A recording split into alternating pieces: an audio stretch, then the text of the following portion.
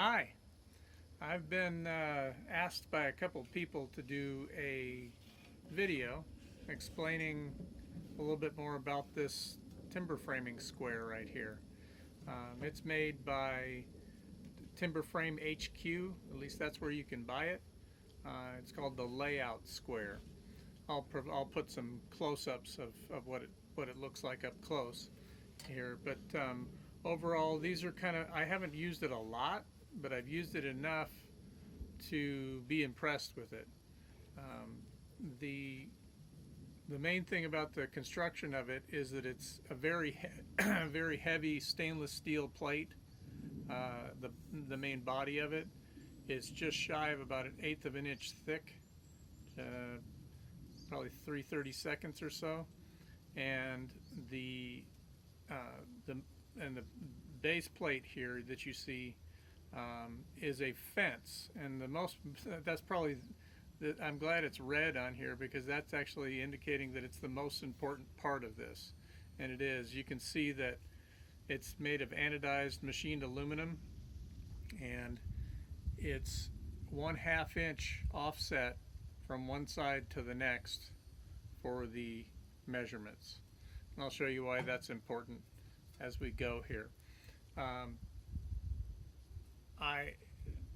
it's basically it's pretty heavy, which comes in real handy when you don't want it to move when you lay it down.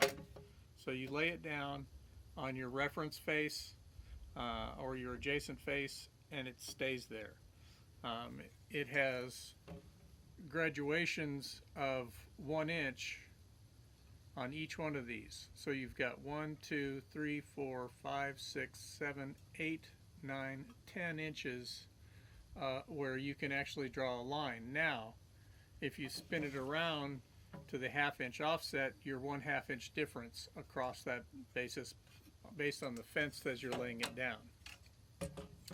So, I'm going to go ahead and show you. I'm working on some posts right now, so we'll show you how I've been using it here and give you my impressions of how I'm learning to use it. Okay. One of the things that I think a lot of people have first impressions of this square is that it's just good for and I've seen a lot of demonstrations of how it lays out a tenon on the end of a post or a beam, and so you see people lay it on, draw the line, flip it for the 1/2 inch, draw 1.5 inch line that's separating that. So you can see here's an example of a top of a post here where I'm going to be removing this section here and this, and this is the top of my shoulder here. So I see all of these videos out there about making a tenon, but the nice thing about this square is that that's just the tip of the iceberg.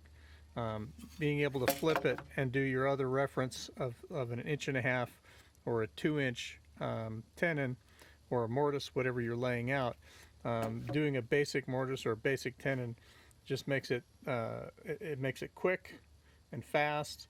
And for me, the most important thing is you can trust everything here. The machining is very accurate on this stainless steel. That edge is exactly 3 inches. You can see it's marked 3 here, 3 here. This edge is exactly 3 inches from the edge of this fence. So when I use a mechanical pencil, when I'm doing it, I place it right in there and I move it directly down that line. And likewise, when I do it on the other side, I know that this side is exactly 1.5 inches from that fence, and I draw the line. That confidence and the ability to just leave the square where it lays and know that you're pulling from a good reference face is the most important thing about this square.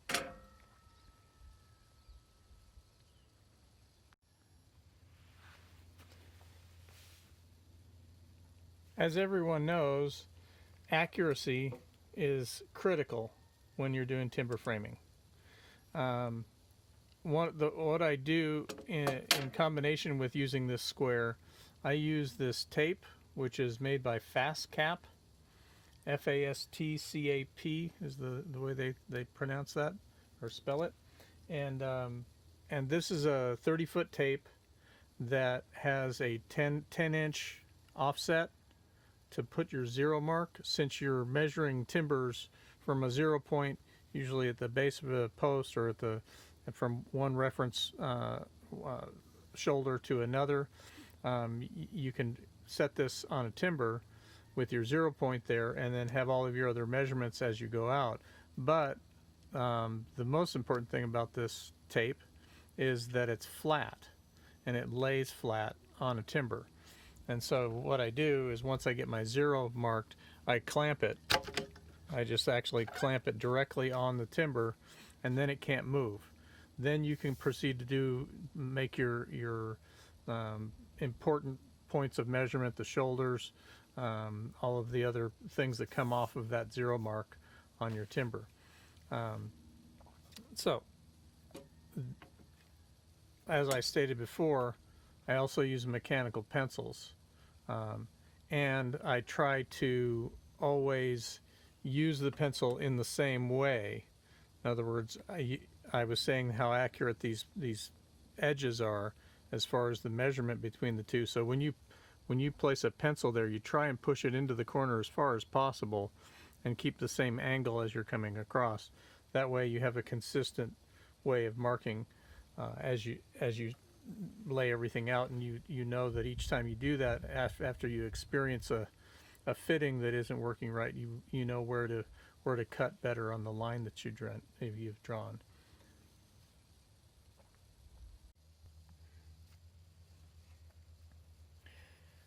Another thing about the construction of this square is that the markings are etched, and they're etched very deep in here, so they're never going to go away. So this is all each one of these lines is etched in there deeply, and it will never be wiped off or worn off of there. Here is an example of the inside of a post where you're going to have a half dovetail come into this side here. So that control point that we were just talking about comes across here. So the half dovetail will slide in and drop down to this and drop into this angled mortise, and then the top will get a wedge coming in. As you can see, the dotted line coming up right here, bringing that angle to the front side here, where that wedge will come out and lock the half dovetail together. So using the timber framing square, I can come up to this edge here, line up my lines that I came from the reference side out onto, because this is, as you can see, this is my reference plane here on my arris down here. So anyway, these dotted lines I'm connecting. I'm looking on this side to make sure it's there and connecting, and then I can quickly and accurately put a 1.5 inch in to 1.5 inch extra for a mortise to be dropped in here. So I just go to 1.5 inches right here. I usually go over a 1/16 and over here and just a little over 1/16, so I got 1.5 inches in for my mortise. And then I slide down and I do the same thing on this end, 1.5 inch to 3 inch, done.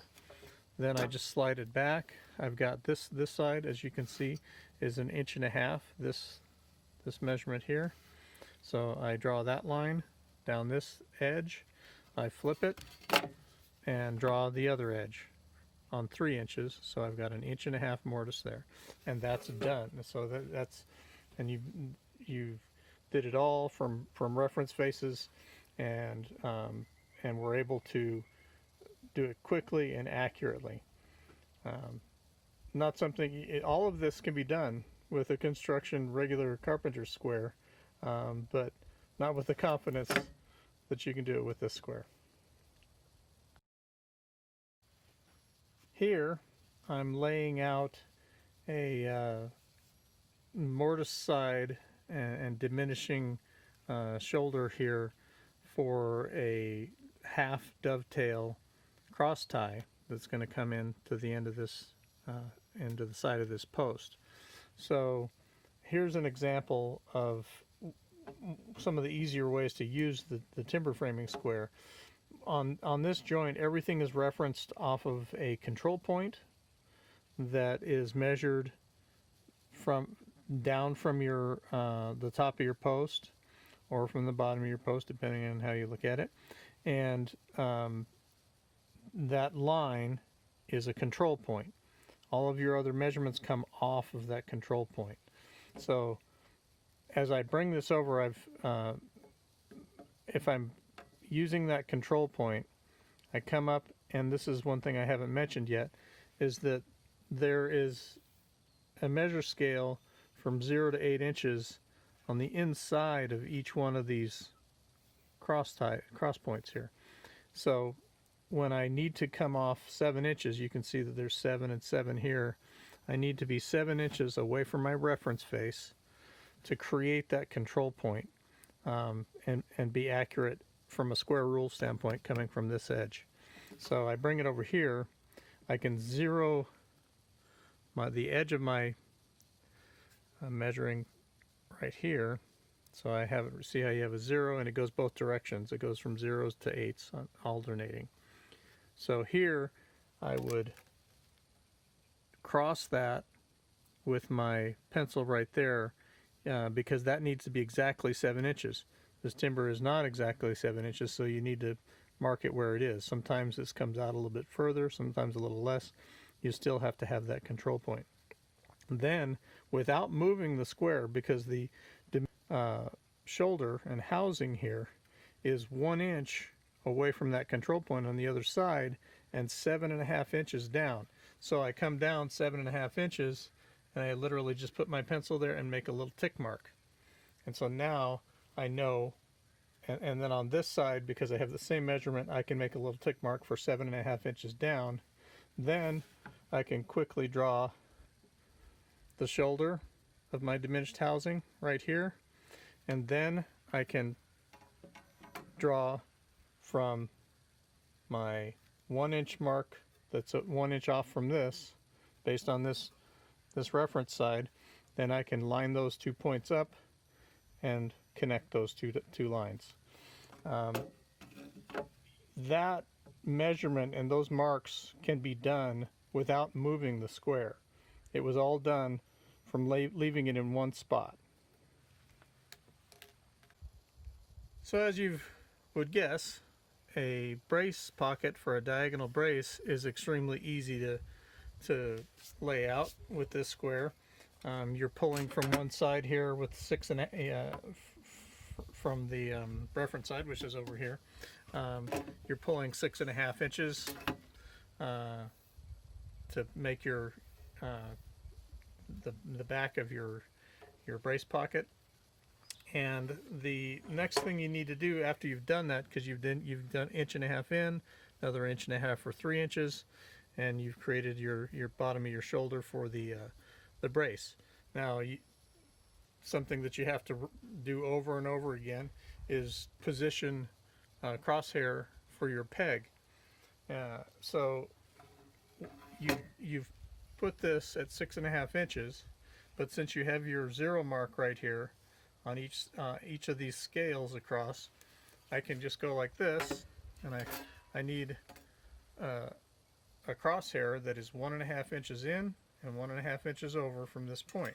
So all I do is I line up the end of the bottom of my brace pocket here. I know that I'm 5 inches off of this edge here, and I just take it to 1.5 inches right there. At 1.5 inches, I draw that part of this crosshair, and then I make a little tick mark for the other, and there it is. And it's just that simple. And then you know for sure that that's exactly 1.5 inches in and 1.5 inches up, and I never had to move the square once I laid it down for both of those measurements. So, as I continue to use this square, I'm sure I will find all kinds of uses and quick tricks that'll do that I don't even know it'll do. But as I come to each one of the type of joints that I'm working on, it just starts to become obvious how it works, and how it works for each one of those circumstances. There are things here that I don't quite I understand what they do, but I don't know the exact applications yet. As I come to them, I'll find out. But there's things like the a 90-degree scale that goes around that comes off of each one of these points. So as you put it on a timber, you can actually get your angles to 90 to 45 to all the way to 0 and everywhere in between. People do this because they can, I suppose. They put a fraction to decimal conversion chart on here, but I actually, we all have smartphones or calculators, and that's really sort of useless to me. And I wish they would have just put the measuring scale on this part too. It's on the front and back that way. And I just wish they would have just left it with these numbers, because those numbers there, I've had circumstances where I wind up needing those numbers there. So other than that, I'm thrilled with it. And we're building timber frame structures right from our own woods here on our own sawmill, and I'm excited to keep doing more. Thanks for watching.